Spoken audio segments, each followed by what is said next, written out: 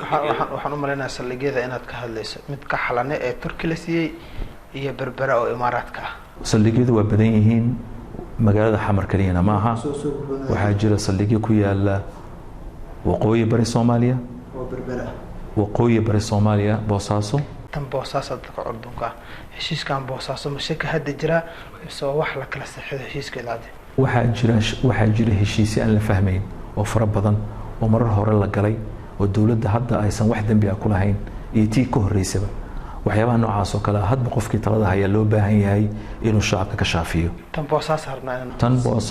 Boosaaso waxaa ku yaala saldhig ay ciidamo ay joogaan Soomaali ah oo ila shaqeeyaan dad ajnabi ah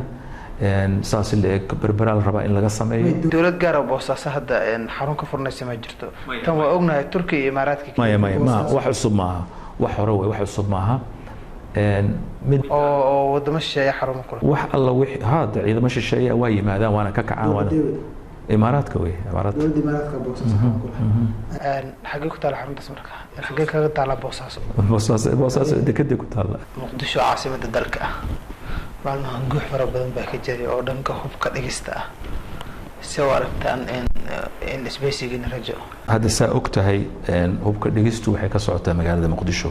waxaan ka hadlayaa hubka dhigistu sideeda banaanba waxa loo baahan yahay in wadanka oo dhan ay ka dhacdo si xasilooni buuxda u dhacdo dahan dalka marka aad leedahay macnaha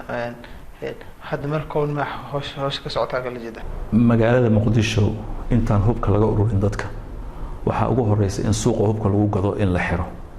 shaqada dawladda ee qaban lahayd iyo wax qabadkiiba ma la isdhihi karaa siyaasiyiinta caqabadka oo hortaagan maxay la dawladdiiba 3 bilood jirta hadii qalqal siyaasadeed lagu abuuro inay socoto yaa ku abuur qalqal siyaasadeed dawlad 3 bilood jirta wax qabadka laga filan karo iyo waxa aysan qabanin oo laga filan karay inoo sharax saa sheegtaba 3daas bilood qof baa wuxuu ka dhigan karaa marmarsiyo 3 bilood wax ma soo roobi karaan